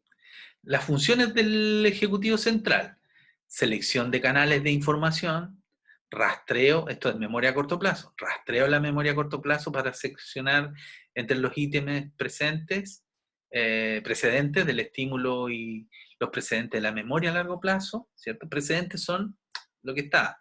Mantenimiento de la información por repetición, procesos de búsqueda en la memoria a largo plazo. Cuando hablo de los procesos de búsqueda, este tipo de problemas. ¿Dónde estaba usted el 7 de junio a las 10 de la mañana? ¿No? Pero del 2010. ¿No? Claro, Ernesto probablemente va a tener, Ernesto y Piero, ¿no? Que son nuestros estudiantes extranjeros en esta vuelta. No sé si tienen socialización ariqueña, pero el 7 de junio se conmemora y se celebra acá la toma, el asalto y toma del Morro de Arica, ¿no? Entonces, es un ícono, ¿no? Si tú le preguntas esto mismo a un sanfernandino, a una persona de la zona central de Chile, no tiene idea. No tiene idea de que el asalto y toma del Morro fue el 7 de junio. ¿Qué se celebra el 7 de junio en Arica? Los de la zona central de Chile no saben nada. Con suerte recuerdan el 21 de mayo y el 18 de septiembre, ¿no? Hay otras fechas también, ¿no? En los héroes de la Concepción y todo eso, ¿no? Que son otras fechas. Hay entonces, dentro de las funciones del Ejecutivo Central, procesos de búsqueda en la información de largo plazo, y eso se asocia nuevamente, entonces, decíamos, a una actitud activa del pensamiento, ¿no? Además de actividades de recombinación de unidades de memoria a corto plazo para formar asociaciones nuevas. Definitivamente este es el modelo más topísimo, así, ¿no? y es el que se usa actualmente, y como vamos a ver, es mucho más fácil, de alguna manera, asociarlo con los otros modelos que vienen por el lado de la neurofisiología, del enfoque conexionista emergentista. ¿Ok? Bien, y estos son los modelos de memoria. La próxima clase vamos a meternos en olvido y en algunas enfermedades también, y evidentemente es de ahí de donde emergen los modelos conexionistas emergentistas también, ¿no? Porque todo esto presupone fundamentos biológicos para que este modelo funcione, ¿bien? Y por primera vez, ya en la década del 90, el trabajo en memoria, por ejemplo, de los 90, fue un trabajo absoluto y completamente intencionado, interdisciplinario. Entonces habían informáticos, ¿no? Había neurofisiólogos, había psicólogos cognitivos. El modelo es cognitivo, pero la idea era acercarnos a un modelo que pudiera con plasticidad representar a todos los fenómenos. ¿Ok? Muy bien. Entonces, en conclusión,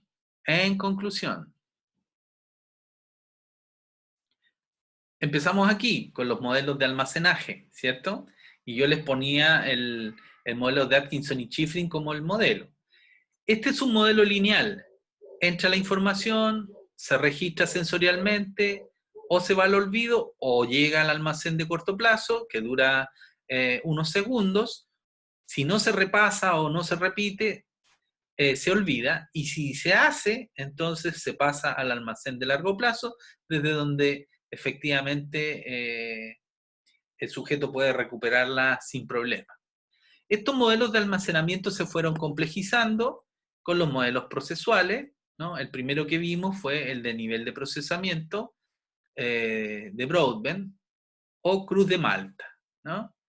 Y aquí vimos las desventajas que tenía esto. Las ventajas es que efectivamente es un modelo que describe de alguna manera el desorden o el caos que eventualmente uno puede tener cuando recuerda, ¿no? Que puedes recordar un olor, un sonido, un concepto, una acción, ¿no? Entonces, cada almacén de alguna manera también está asociado a tipos de memoria como los almacenes. Hay entonces entre modelos estructurales, como de memoria sensorial, corto plazo y largo plazo, y estos modelos de nivel de procesamiento, no hay una competencia, sino que hay un mejoramiento, y de alguna manera se siguen respetando los almacenes, pero se le asignan, como en funciones, ¿no? Funciones de organización. Y ahí estaban claras las deficiencias que hacen llevar en el fondo a otros modelos, como el del Ejecutivo Central o modelo de Cowell, ¿no? Que es de los 90. Ahí dice 88, pero la evidencia experimental más sólida es de los 90. Y hemos visto entonces, estos son los modelos cognitivos, no hay más modelos cognitivos. ¿Cuál es el problema? Diría uno, ¿no? Pasó colado el que el modelo de memoria tiene implicado el proceso atencional. Entonces, solo en el foco atencional están todos los modelos del modelo atencional que nosotros vimos. Y de alguna manera está dependiendo del procesamiento voluntario, ¿no? Y el procesamiento voluntario, eso es pensamiento, ¿no? Definitivamente. Y ojo, el pensamiento no es lenguaje. Entonces, de nuevo, tributa a un proceso que todavía no hemos revisado y que es de suyo complejo, ¿ya? Y lo veremos más adelante. La próxima clase, entonces, vamos a ver cómo se explica el olvido y vamos a hacer probablemente el inicio del modelo conexionista emergentista. Ok, pasamos a la segunda etapa de esta clase, que tiene que ver con que nos pongamos de acuerdo, necesito que opinen, en cómo vamos a evaluar el módulo de atención, ¿ya? El módulo de atención son varias clases, son varios contenidos, en ese sentido hay harta información ahí, en los modelos cognitivos y en los modelos conexionista emergentista, donde está incluido, por supuesto, el tema de el modelo de Avoitis, de la explicación sobre el origen del déficit atencional con hiperquinesia, ¿no? Que también se va a considerar, por supuesto, en el módulo de atención. Entonces, ¿cuáles son las posibilidades? ¿Hacemos un trabajo o hacemos una prueba igual que la que hicimos, o no igual, pero semejante a la que hicimos en historización? ¿Hacemos una prueba con primera entrega, segunda entrega? Pregunto. Sí, profe, yo prefiero una prueba. ¿Ya? Igual, profe, prefiero como la historización. Profe, ¿Cómo? ¿cuál sería como el trabajo que se podría hacer? ¿Ya? Piero dice como historización. Isaías dice yo prefiero la prueba. Camila, prueba. Profe, Piero, prueba. Stephanie, prueba. Carla García como la historización. Bien. ¿Sí? Yo prefiero como lo de historización. ¿Hay alguien que no quiera hacer como lo de historización? ¿Están todos de acuerdo en que hagamos la prueba entonces? Y Samara y Gladys también, ¿no? Como historización. Ahora, mi comentario es que yo no he evaluado, a final de semestre tengo que, entre comillas, evaluar con ustedes también el tema del nivel de aprendizaje, pero la performance estuvo impecable. O sea, aprovecharon, es decir, aprovecharon las dos oportunidades. No hemos tenido, entre comillas, que lamentar desgracias aquí, salvo hay alguna persona que no pudo entregarla en la primera fecha y por tanto se arriesgó en la segunda, pero le fue bien, porque hay también solidaridad entre ustedes. Entonces, con ese sistema nos aseguramos prácticamente que todos mantengan un excelente rendimiento, ¿ya? Y por eso que es importante en estas circunstancias de estrés generalizado, de pandemia, que por lo menos yo tengo conciencia de que mi calidad en términos de entrega de clase y de material no ha bajado, no ha bajado. Yo incluso tengo la presuposición de que ha aumentado, porque el hecho de hacer todo con clase al principio asincrónica y después repetir esas mismas cosas, para un alumno que vio la clase asincrónica y después participa, aunque sea pasivamente, en la clase sincrónica, es suficiente como para que quede con una idea general sólida, ¿no?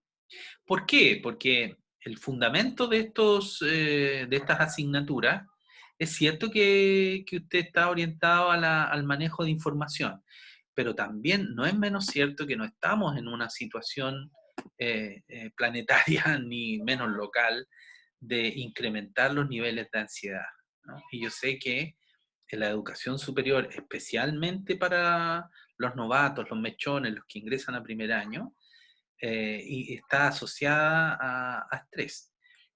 Yo tengo patente aquí el de un compañero, me parece que es del otro grupo, no recuerdo, eh, a propósito de la explicación de historización, en que yo le decía, bueno, entreguen la primera vez y yo les mando la corrección y ustedes hacen una segunda entrega. Y él decía, ¡qué nervios! ¡Qué nervios!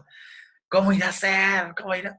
Pero, digo, pero ¿cómo se pone ansioso por algo que tiene 2 entregas? Claro, porque yo no soy mechón. Entonces, no es que me cueste empatizar, ya se me olvidó cómo era esa ansiedad.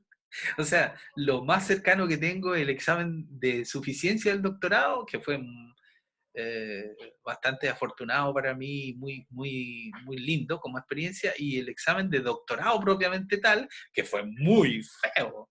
Algún día se las cuento, ¿no? Pero fue feo, la pasé mal. Y claro, fue hace harto tiempo ya, ¿no? 10 años.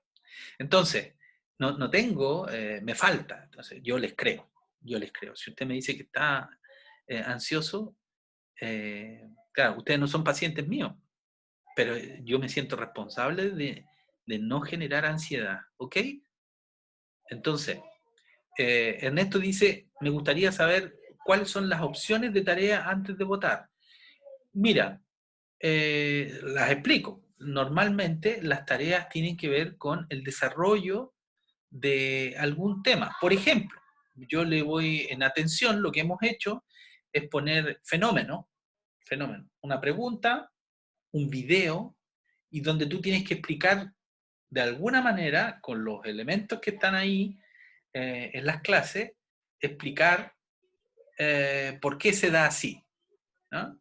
Entonces yo te busco un fenómeno, que puede ser en este caso un video o una pregunta específica, y tú tienes que responder haciendo un uso de las teorías. Es básicamente usar la teoría que hemos...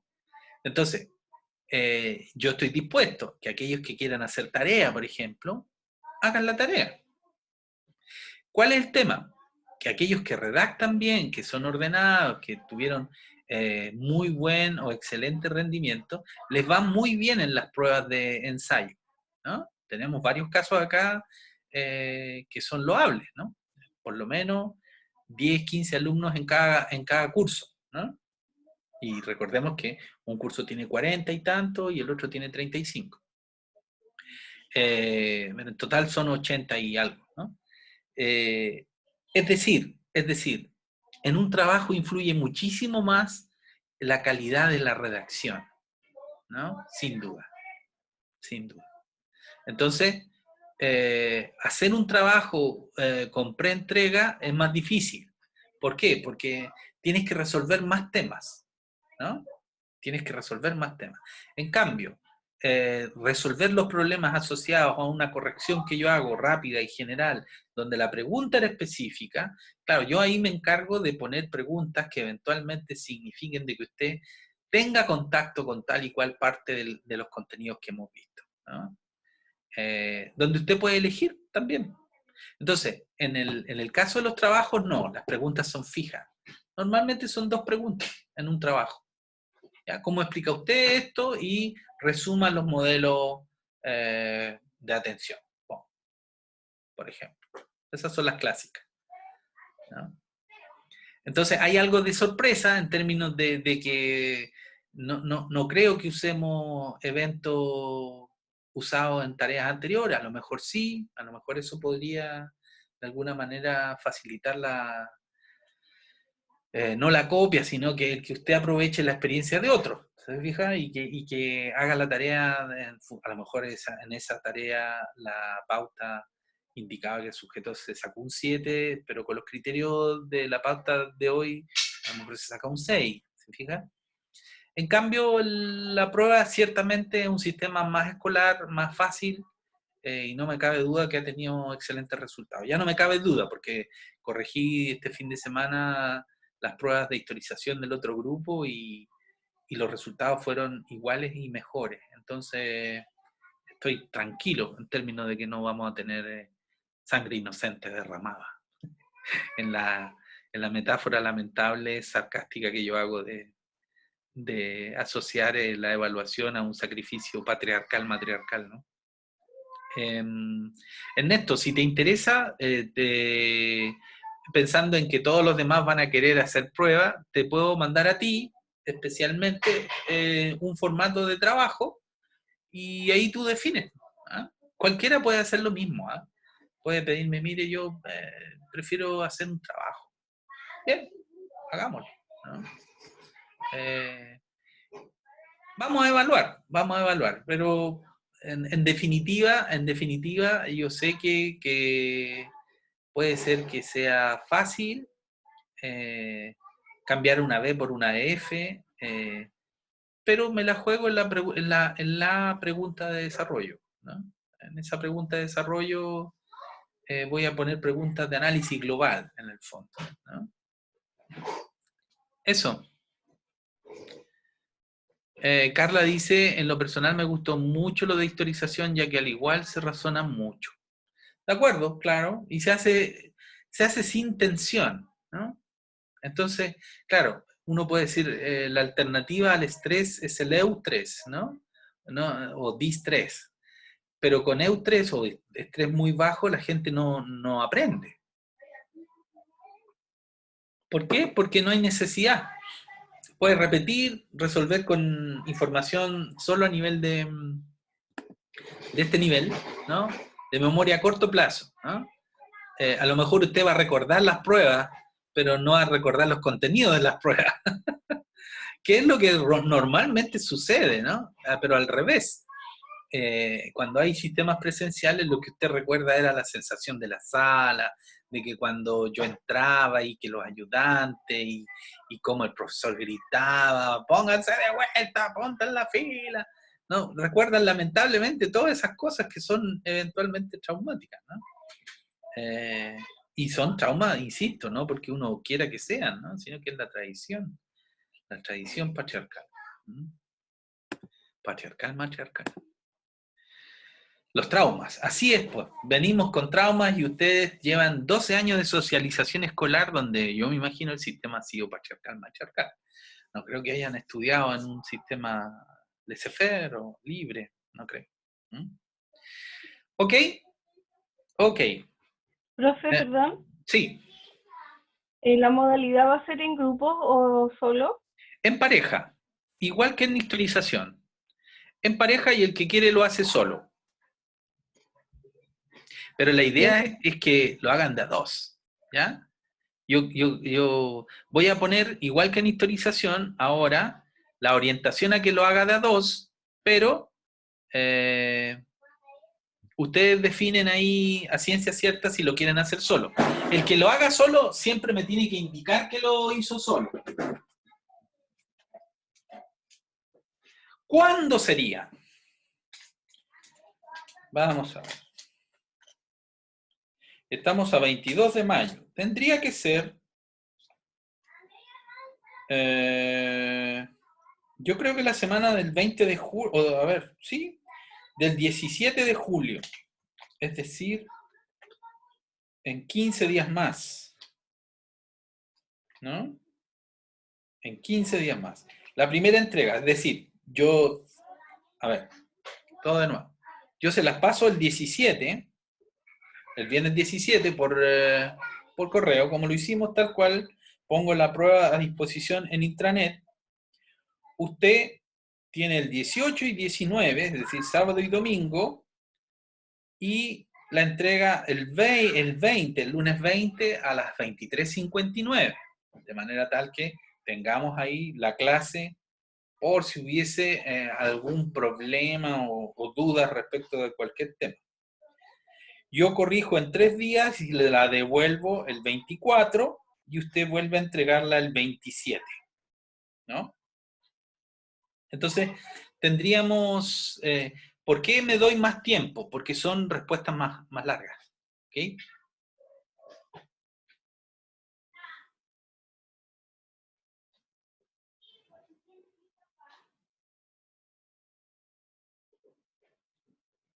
Hay más trabajo asociado. ¿Sí? ¿En qué fecha sería entonces? Yo se la entrego el 17, usted me la devuelve el 20, pero a las 23:59. Esa es su primera entrega. Primera entrega. El 20 de julio. A las 23:59. Yo se la devuelvo para que usted entregue. Se la devuelvo. Devolución. El viernes 24 de julio. Y usted entrega el lunes. Segunda entrega. El 27. ¿No? A la misma hora. 23:59. ¿Sí? ¿Estaríamos? Por interno, Ernesto, nos coordinamos para enviarte ejemplos de tareas, ¿ok? Y tú te vas a dar cuenta ahí cuando veas la rúbrica, de que sí, de que hay, es de mayor exigencia, hay menos cosas que, o sea, hay más cosas, hay menos cosas que controlas, hay más cosas que no controlas, porque la rúbrica, a pesar de que uno hace la rúbrica, siempre es algo ambigua, ¿no? En términos de calidad de respuesta especialmente. ¿Ya? Nancy viene reincorporándose. ¿Les parece bien? Díganme ok. Sí, profesor. Sí, profe, Ya. gracias. El Ernesto dice ok, María Luisa dice sí, Camila, Isaías, Isamara, Constanza Paredes, Piero también, Carla García, sí, profe, Adamari, sí, Jazz, sí, Isobel, sí, profe, Ricardo Sandoval, sí, Stephanie, sí, Araceli Rojas también. Ya, perfecto, lo dejamos ahí, ¿ya? Zanjado.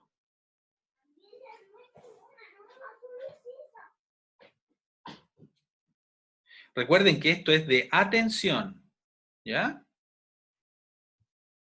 Es decir, todo lo que diga atención entra.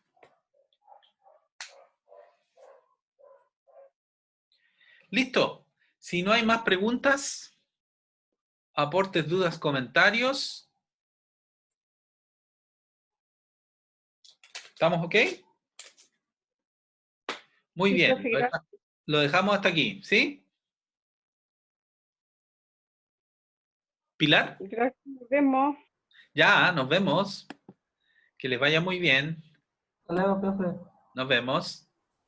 Oh, profe. Chao, Camila. Chao, profe. Chao, Cami. Karen, no sé quién fue. Ya. Y Irina Chao, también. profesor. Chao.